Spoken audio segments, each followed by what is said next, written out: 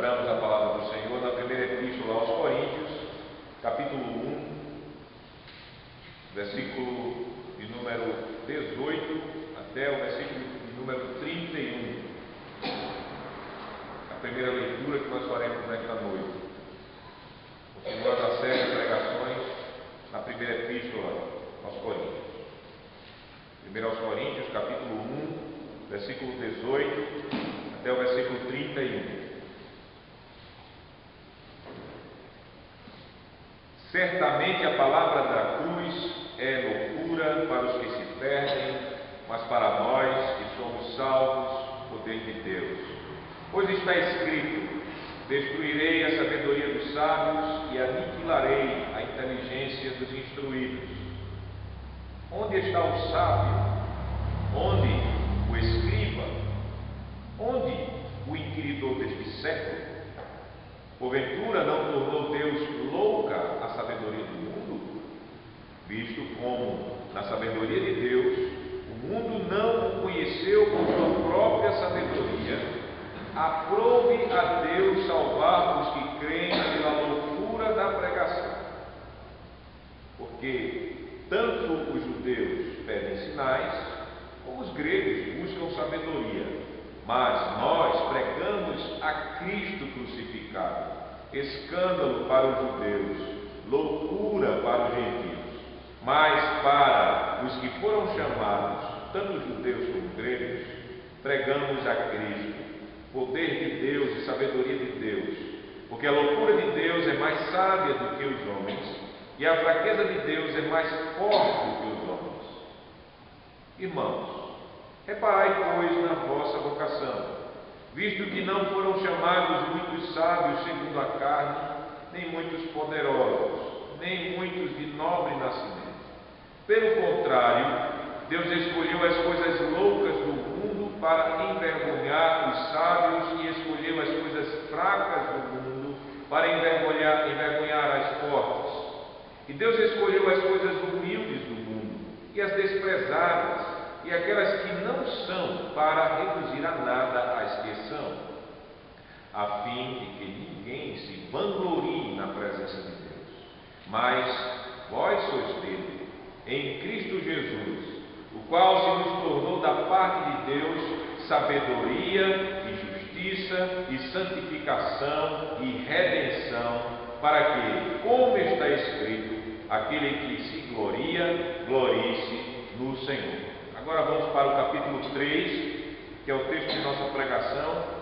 A partir do versículo 18, iremos do 18 até o 23. Primeiro aos Coríntios, capítulo 3, 18 a 23.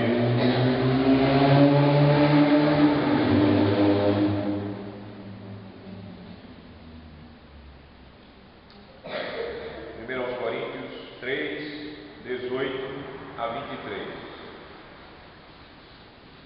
Ninguém se engane a si mesmo. Se alguém dentre vós se tem por sábio neste século, faça-se estudo para se tornar sábio. Porque a sabedoria deste mundo é loucura diante de Deus, porquanto está escrito: ele apanha os sábios na própria astúcia deles. E outra vez, o Senhor conhece os pensamentos dos sábios, e são pensamentos vãos. Portanto, ninguém se glorie nos homens, porque tudo é vosso, seja Paulo, seja Apolo, seja Cefas, seja o mundo, seja a vida, seja a morte, seja as coisas presentes, sejam as futuras, tudo é vosso, e vós de Cristo, e Cristo de Deus. Deixem abertas, por favor, suas Bíblias nessa parte da Sagrada Escritura. Amada congregação do Senhor Jesus Cristo, depois das instruções sobre o grande amor que Deus ele tem pela igreja, que é o santuário dele, santuário do Espírito Santo, santuário do Espírito de Deus, o apóstolo Paulo, nos últimos versos do capítulo 3, ele deu mais uma advertência muito séria para os crentes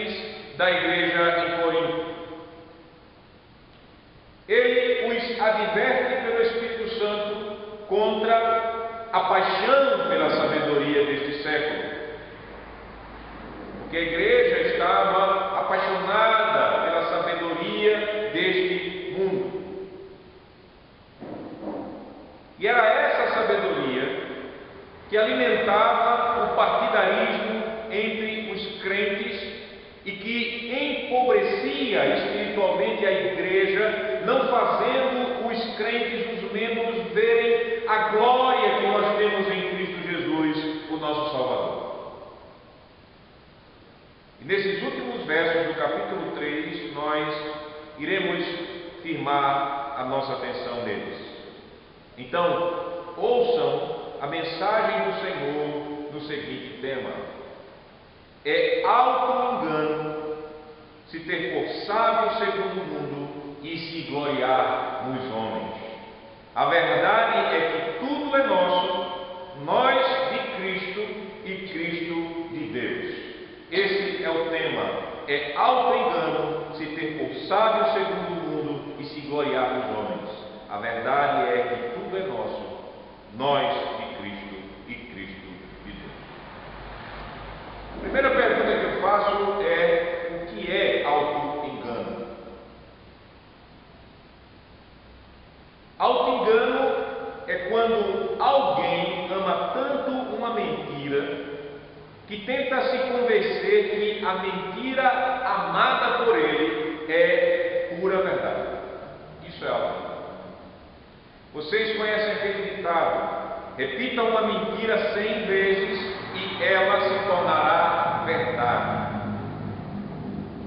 E nós vivemos bombardeados com esse conceito de diversas formas e que nos apresentam muitos enganos que querem que nós possamos repetir para nós mesmos e assim nós nos enganarmos a nós mesmos, praticarmos o auto-engano. Por exemplo, eu acredito que nós que estamos acompanhando a mídia, estamos nas escolas, nas universidades, no ensino, nós já ouvimos falar do auto-engano conhecido como ideologia de gênero. O que diz essa ideologia de gênero? Diz o seguinte: ninguém nasce mulher, se faz mulher. Mas será que isso é verdade? Espere aí. Será que ninguém nasce mulher, mas se faz mulher? Genética, biológica, física e psicologicamente, eu vejo, por exemplo, que a minha esposa é uma mulher. A mãe dela viu quando ela nasceu, o pai também viu, ela cresceu como mulher, tudo nela estava dizendo: você é uma mulher, você é diferente de um homem. Eu sou um homem, mas alguém quer inculcar em nossa mente, por diversos meios de persuasão, que eu, por exemplo, tenho um poder mental e de afirmação tão grande que eu posso ser uma mulher no corpo de um homem.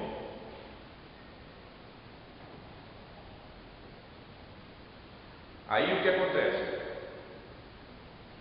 Se essa ideia chega na cabeça de um jovem, de uma jovem, ou até mesmo de pessoas adultas, se essas pessoas começam a mentir para si mesmo, vamos supor que eu faça isso, eu comece a mentir para mim mesmo: Adriano, você não é um homem. Adriano, você é mulher. Fazendo isso muitas vezes na minha mente, negando a realidade genética, biológica, física, psicológica minha, eu começo a aceitar que eu não sou um homem de fato, eu sou uma mulher. E aí, o que é que eu me torno? Eu me torno um homossexual. Ideologia de gênero, isso que eu acabei de falar para vocês, é auto-engano. E qual era o auto-engano que ameaçava os crentes em Corinto? Versículo 18 nos diz, veja o versículo 18: ninguém se engane a si mesmo. Auto-engano. Ninguém se engane a si mesmo. Se alguém entre vós se tem forçado neste século, aqui está o auto-engano. Alguns irmãos na igreja estavam se enganando porque estavam seduzidos pela sabedoria do mundo, a sabedoria deste século. Essa palavra século refere-se a esse mundo caído, a esse mundo filosoficamente indisposto e inimigo de Deus. E a sabedoria deste mundo é aquele tipo de sabedoria que negava o Evangelho de Jesus Cristo de modo muito forte, como nós temos acompanhado nas pregações anteriores e na leitura auxiliar que nós fizemos. A sabedoria, lá no capítulo 1, versículo de número 18, capítulo 1, versículo 18 diz: certamente a palavra da cruz é loucura para os que se perdem, mas para nós que somos salvos, o poder de Deus. Então, para o mundo que se perde, a palavra da cruz é loucura.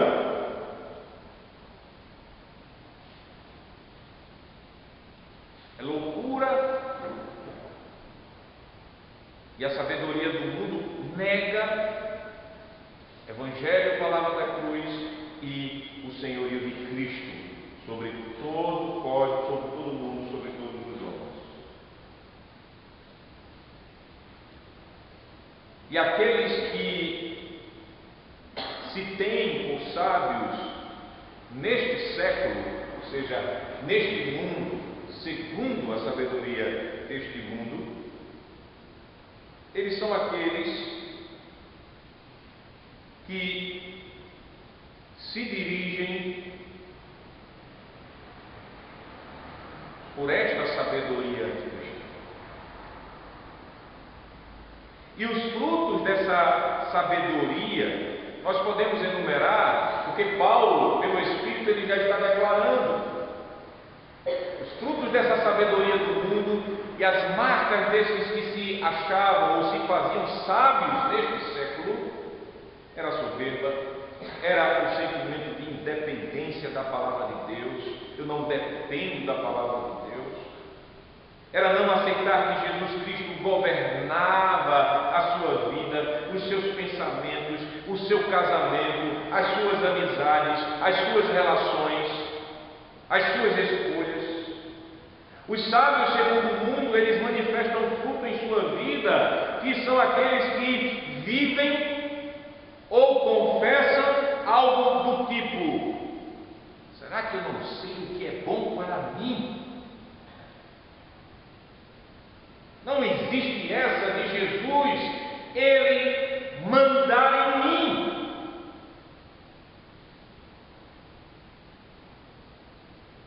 Por vida ou por declaração, os sábios, segundo o mundo, fazem assim.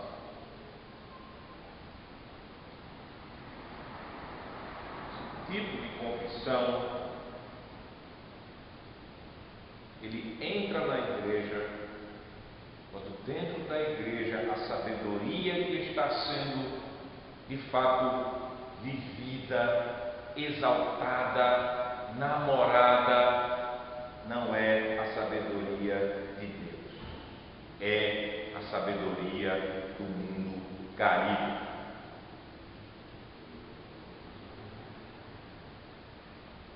E os crentes que vivem segundo essa sabedoria podem ter certeza, eles são notados pelo mundo caído. E são esses tipos de crente que se acham sábios neste século, que são louvados por aqueles que pertencem a esse mundo caído, a esse mundo inimigo de Deus. Pode ter certeza disto. Agora, a advertência do Espírito a todos é: isso é auto-engano. Não era para uma pessoa específica, porque o apóstolo ele não dá um nome específico. Ele diz: ninguém se engane a si mesmo. Os crentes sabiam que estavam se enganando, o apóstolo não sabia, mas ao mesmo tempo isso era uma advertência para toda a igreja, seja um membro ordenado ou seja um membro não ordenado.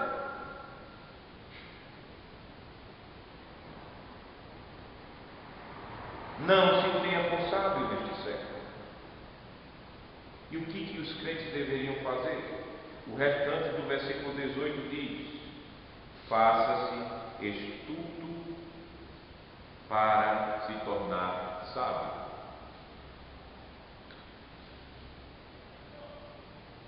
Quando Paulo ele diz assim, ele dá um imperativo, faça-se estudo, ele não está dizendo aos crentes que nós sejamos tolos, porque a palavra estudo é isso, tolo, ou aquilo que em muitos lugares se chama de bocó, besta. Isso não significa que os crentes, embora que o mundo goste de fazer isso, de charmes, de ignorantes, né, burros, de anticientíficos, Paulo não está dizendo aos crentes, quando diz a eles sejam estultos, que eles sejam anticientíficos, que eles sejam ignorantes, que eles não tenham uma boa formação intelectual, que eles não façam bons cursos na universidade, na escola, cursos técnicos. Não, ele não está dizendo isso. Paulo, ele está usando o joguinho daqueles que estavam dizendo que a igreja que se pautava pelo Evangelho, que se submetia à cruz de Cristo, que dizia que Jesus é Senhor, estes são tolos. Isso era o que o mundo daquela época estava dizendo para a igreja em Corinto. Então Paulo, usando a linguagem, ele está advertindo os crentes para que os crentes abram mão, deixem de lado, repudiem a sabedoria deste mundo caído. É isso que Paulo está dizendo quando ele fala: faça-se estudo. Para quê? Para se tornar sábio. Isso corta aquele sentimento de namoro com a sabedoria cristã do mundo para os crentes que estão ouvindo essa carta sendo lida no culto lá em Corinto. Isto dá um freio na sedução da sabedoria do mundo que estava sendo forte na igreja, tanto que Paulo, pelo Espírito, está exortando há muito tempo, desde o capítulo 1. Uma sabedoria que estava fazendo, sabe o que, irmãos e irmãs? Igualando a igreja ao mundo inimigo de Deus. Então os crentes, eles precisavam provar o choque. Os crentes precisavam provar no sentido de experimentar o contraste que há entre a sabedoria de Deus e a sabedoria do mundo. O contraste que há entre ser sábio conforme Deus e sábio conforme o mundo. Vocês sabem, vocês que leem a Bíblia, amam a Bíblia, analisam a Bíblia em suas casas, em seus estudos particulares dentro da igreja, o que é um sábio conforme Deus. Um sábio conforme Deus, ele teme a Deus. Ele se submete e se firma só na palavra de Deus. Lembre-se, por exemplo, que aquilo que o sábio Salomão escreveu lá em Provérbios, no capítulo 1, ele disse que o princípio da sabedoria é o temor do Senhor. Lembre-se, por exemplo, do que Jesus falou lá em Mateus capítulo 7, versículo 26. Jesus, ele considerou que quem pratica a palavra dele é como um homem sábio que edificou sua casa sobre uma rocha, e deram-se contra essa casa tempestade, o rio transbordou, mas a casa ficou firme. Então o homem que edificou a sua vida sobre Cristo, sobre a palavra de Cristo, este é sábio. E lembre-se do que nós lemos Em 1 Coríntios capítulo 1, versículo 25, que diz que a sabedoria de Deus é o Evangelho da cruz.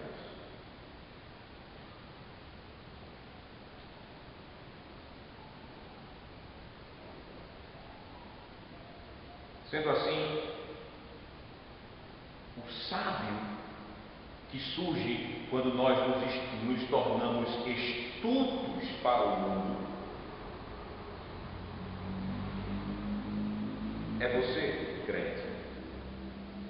Você que, por causa do Evangelho, por exemplo, é fiel ao seu cônjuge em meio a uma sociedade tão dominada pelo adultério, por causa do Evangelho, porque Deus diz: não adulterarás, porque Deus diz aos maridos: tenha cada um a sua própria esposa e a mulher cada um o seu próprio marido. Por causa do amor ao Evangelho, você diz não a qualquer tentativa de assédio sexual fora do seu casamento. Esse sábio segundo Deus, é você que, por amor à verdade de Deus, reprova toda mentira no meio de um mundo que tem e que ama o engano, seja qualquer tipo de engano, qualquer tamanho de mentira. Esse sábio que surge quando nós nos tornamos estultos para o mundo é você que, pela fé em Cristo, diante de um mundo rebelde, diante de um mundo que não confessa a Deus, diante de um mundo que não quer saber da palavra de Deus, você se deixa governar pelo Espírito de Cristo e você tem a Jesus e confessa Jesus como seu único e suficiente Salvador diante de todos, sem vergonha.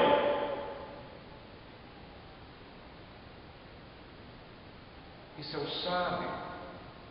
Esse é o procedimento do sábio,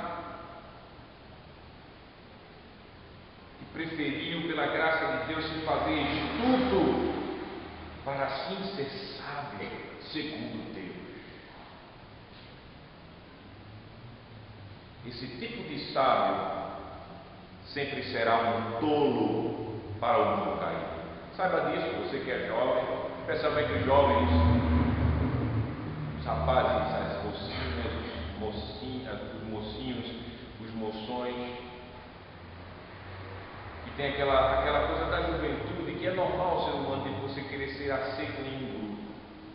Aí porque você quer ser aceito no seu grupo, na sua classe, no seu time, etc., na sua vizinhança, então você quer ser bacana e legal e andar na mesma cultura e na mesma sabedoria dos seus colegas anticristãos. Sabe de uma coisa? O mundo nos odeia. Saiba de uma coisa, que isso não é o caminho de Deus.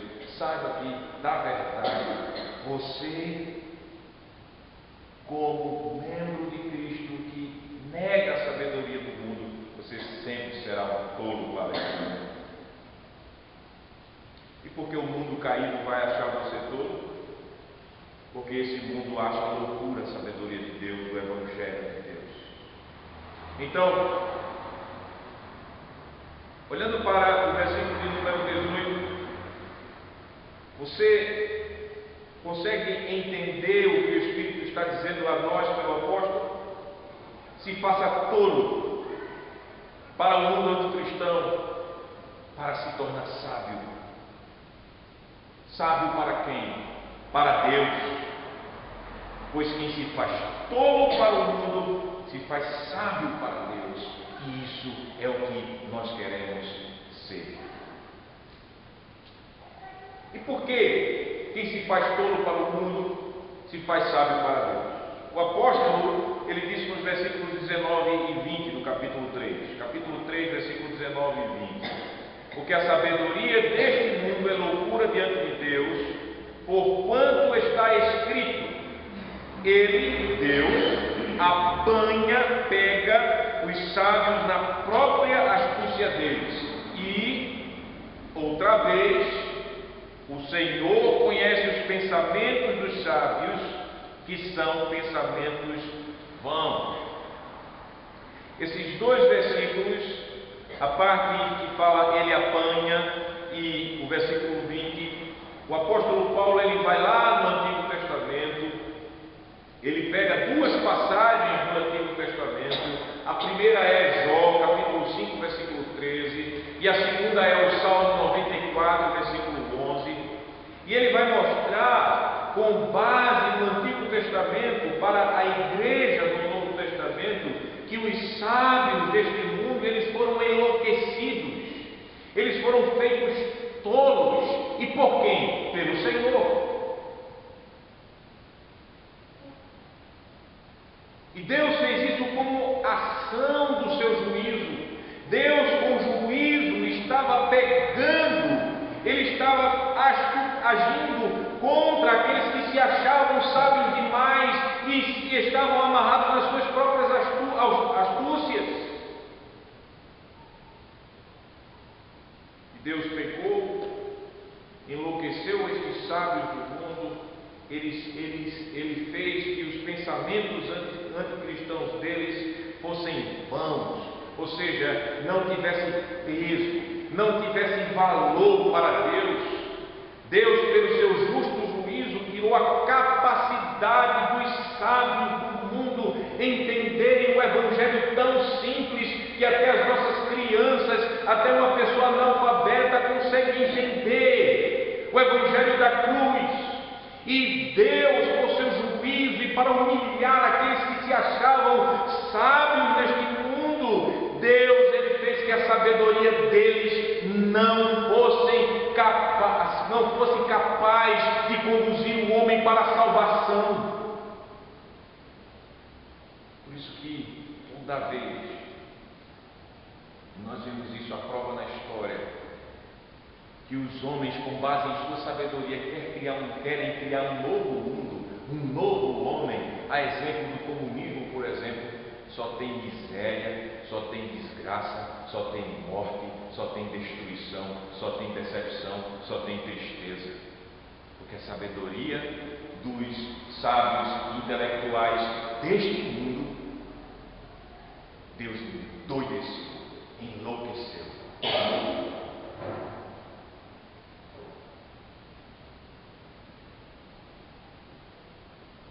Não salva. E aí chegamos no versículo 21. O apóstolo parte para o encerramento de nossa passagem de hoje, dizendo: portanto, ninguém se glorie nos homens, porque tudo é vosso, seja Paulo, seja Apolo, seja Cefas, seja o mundo, seja a vida, seja a morte, sejam as coisas presentes, sejam as futuras, tudo é vosso, e vós de Cristo e Cristo de Deus. Vocês lembram o que estava acontecendo dentro da igreja? Dentro da igreja havia crentes se gloriando em homens, aos berros e brigas feias dentro da igreja. Tinham membros da igreja dizendo: olha, eu sou de Paulo, e outros diziam: eu sou de Apolo, e outros esbravejavam: eu pertenço a Cefas, que é o nome aramaico de Pedro. E ainda tinha aqueles que eram mais espirituais, se achavam mais espirituais, dizendo: nós somos de Cristo. Divisões, partidarismo. O Espírito Santo, ele diz com essa palavra: parem de se gloriar em meros homens. Deem um ponto final nessa tolice que vocês estão vivendo, de se gloriarem em homens. Sejam eles homens fora da igreja, sejam eles homens eminentes, pessoas importantes dentro da igreja, como os apóstolos, como um poderoso pregador como Apolo. Parem. Homens são nada. Nada. Pó. Nós cantamos isso no Salmo: não confiem em príncipes, eles não podem salvar. Nenhum homem confia.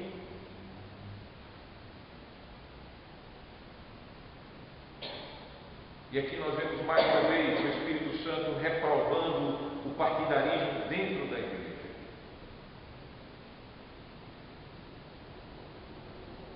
E nós podemos entender isso porque, por trás de divisões que eu falo não edificantes, sempre há pessoas cheias de si mesmas, que se acham sábias demais do que os outros, que buscam glória do homem e para o homem, sempre nas divisões da igreja, divisões não edificantes, terá esse elemento homem. Soberbo, segundo o mundo. E o partidarismo sempre crescerá, porque isso é uma terra fértil, onde houver admiração por homens, onde homens estiverem sendo colocados como cabeças, no sentido de tudo depender deles, onde houver centralização. Homem.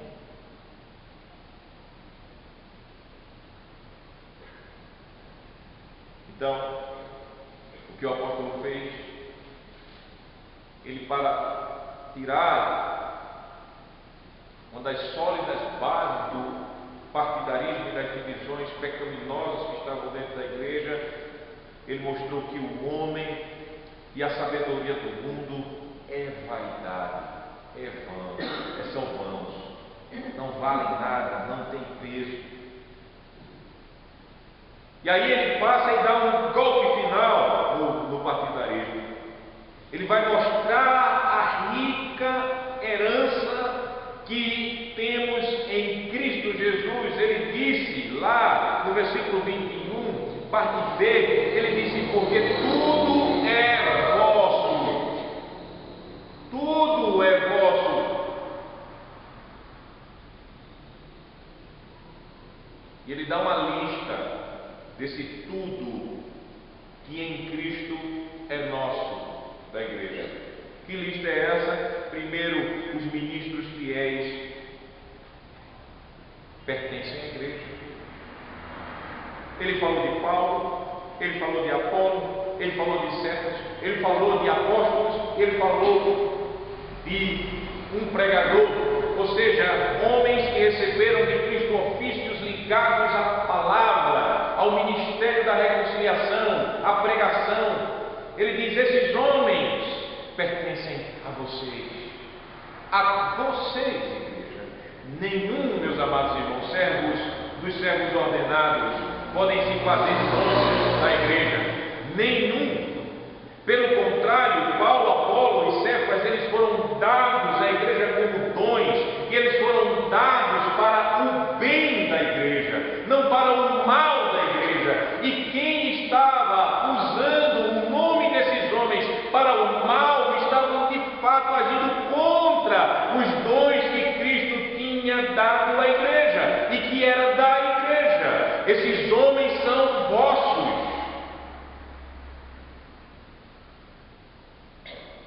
Era como um menino mesmo. O menino tem tudo em comum com seus irmãos e fica brigando por aquilo que é dele mesmo. Como é que pode um negócio desse?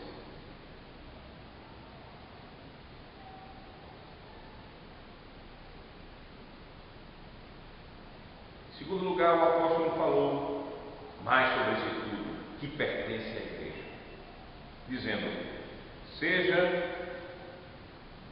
o mundo, seja a vida, seja a morte, sejam as coisas presentes, sejam as futuras. Novamente, porque tudo é vosso. Quando nós vamos pegar cada um dessas coisas, mundo, vida, morte, etc., nós vemos que os homens de Deus que estudam a Bíblia muito profundamente, eles se dividem em definir cada um desses itens. Mas o que nós podemos, sem entrar nos detalhes de cada um desses itens,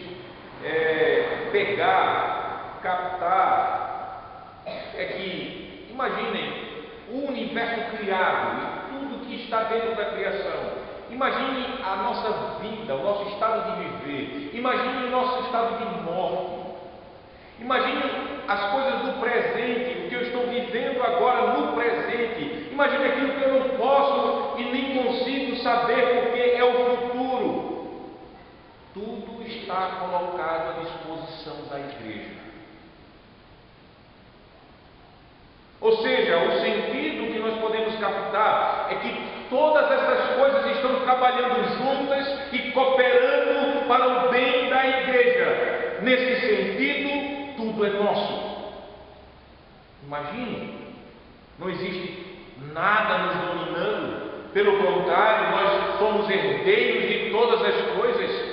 E porque as coisas que estão alistadas aqui sejam as coisas que estamos vivendo, ou a nossa vida, ou a nossa morte, a criação, o futuro que nós não sabemos o que vai acontecer, porque essas coisas vão se tornar os nossos tiranos, porque essas coisas vão nos dividir. Não tem razão, porque tudo coopera para o bem da igreja, e por isso nada, seja na criação, seja naquilo que conseguimos ver ou não ver no mundo espiritual, nós podemos saber que toda a terra é do Senhor, e por ser do Senhor é nossa. Tudo coopera para o bem. Agora, essa subordinação de todas as coisas para a igreja não é algo que a igreja conseguiu por seus próprios méritos, por seus próprios merecimentos. Não é por causa da nossa sabedoria humana, não é por causa da nossa força política que nós saímos conquistando coisas e mais coisas. Tudo é nosso porque nós somos de Cristo Jesus. O texto ele é muito claro, ele diz, porque tudo é vosso e vós de Cristo. O texto nos diz. Veja, quem era Cristo para o mundo era aquele motivo de escândalo, era aquela coisa louca, como nós podemos imaginar que aquele Nazareno, os judeus diziam, que não fez nem muitos milagres, mentira, nem fez muitos milagres, sinais. Os gregos diziam, como nós podemos imaginar, são mais Zeus. Zeus ele bota para quebrar em todo mundo que é contra ele. E você vem com essa ideia de um Jesus, um Deus que fez carne para morrer por seu povo. Passa amanhã, essa história. Escândalo. Mas veja como o apóstolo faz enfrentando esses escárnios. Ele diz, tudo é de Cristo. E o fato de ser de Cristo e você pertencer a Jesus te faz herdeiro de todas essas coisas. Aqueles que são nada para o mundo passam a ser muitas coisas. Imagine quem é dono de tudo. É você que está ligado a Jesus.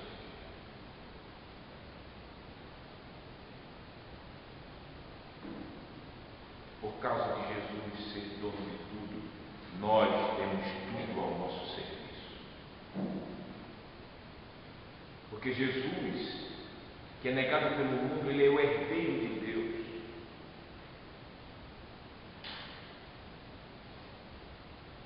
Por isso os crentes tendo essa visão da glória de Jesus, eles deveriam pegar e jogar todo o auto-engano fora, pela janela do coração deles. Eles deveriam pegar a sabedoria do mundo e dizer, essa sabedoria é doidice, é loucura, não serve para mim. Eles deveriam dizer para todos, olha, eu não estou me gloriando em homem, mero homem nenhum. Eu não me sinto inferior a nada. Sabe por quê? Porque somos ricos em Cristo e só por causa de Jesus eu sou rico. Vós de Cristo. Ele comprou vocês. E Ele comprou vocês e fez você herdeiro. E vocês herdeiros de tudo. Que é. Por isso que a Bíblia nos chama de co-herdeiros com Cristo.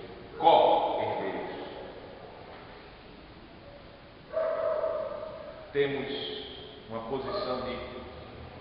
a mesma posição de herdade. Claro que nós somos Deus, como Jesus é Deus, mas somos co-herdeiros. Temos e participamos da herança eterna. Somos herdeiros de Deus no mundo. Agora,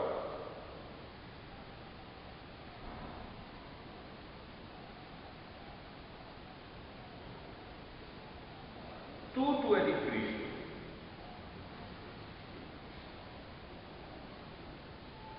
Porque Ele é de Deus. O texto diz, veja, e vós de Cristo, e Cristo de Deus. O texto fala. O Filho, nós sabemos que quando ele fala de Cristo, ele está falando de Jesus encarnado. Nós sabemos que Jesus, ele tem duas naturezas. Nós sabemos que o Filho de Deus, ele é verdadeiramente Deus, igualmente ao Pai e ao Espírito Santo, em nada inferior quanto à sua natureza divina. Nós podemos ter certeza que não há uma subordinação entre as pessoas da Santíssima Trindade quanto ao ser deles. Ele é Deus triuno, Pai, Filho e Espírito Santo, e não há subordinação. Um não está embaixo do outro, quanto sendo Deus, em relação à sua divindade.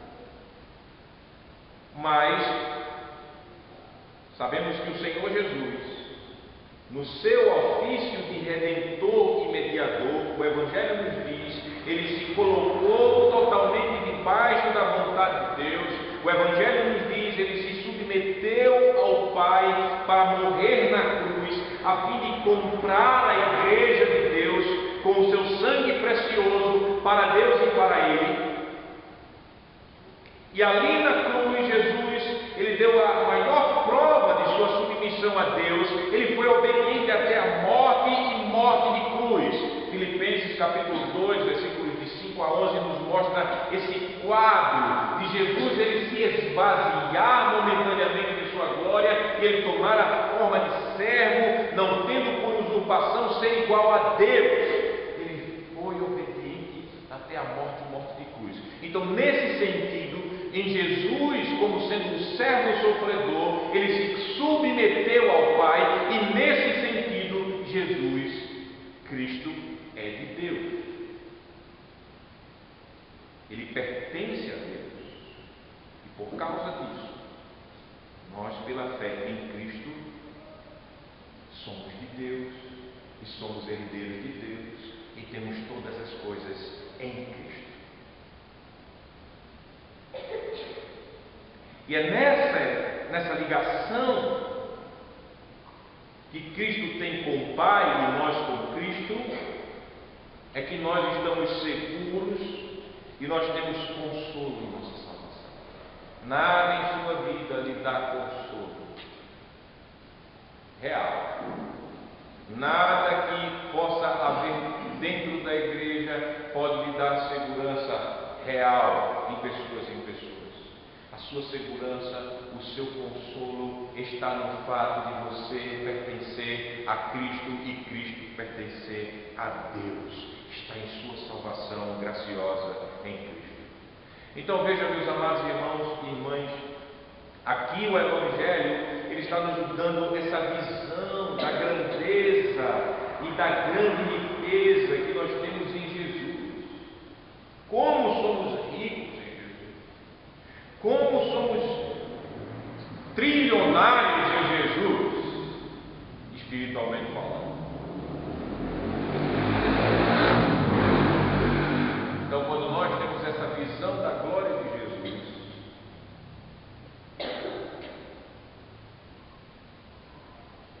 é como se uma luz tão forte brilhasse, nós estivéssemos com a venda, aquele lenço do auto-engano em nossos olhos, e a glória de Jesus brilhasse, a luz passando por essa venda do auto-engano, a venda cai quando a gente olha para a glória de Jesus, como vemos aqui no Evangelho. E aí nós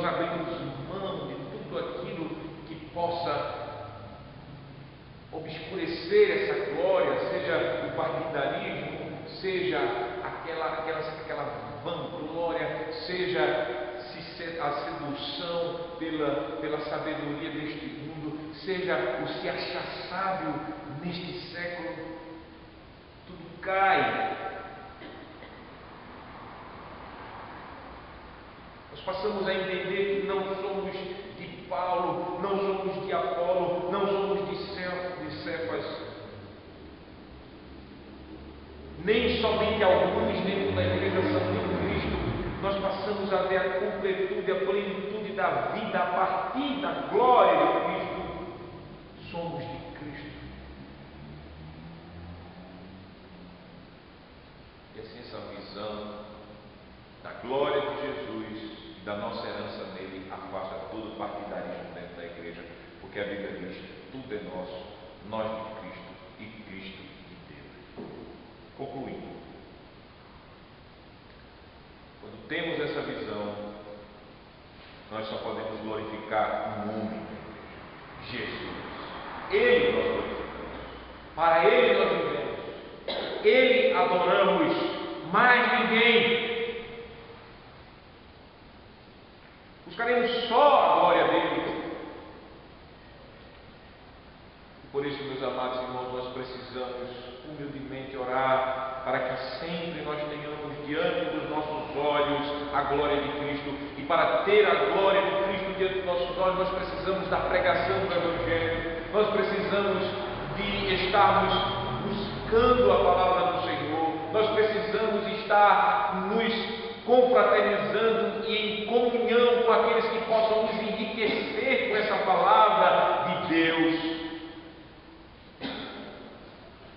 Pois só o Evangelho da cruz é o Evangelho da glória de Jesus.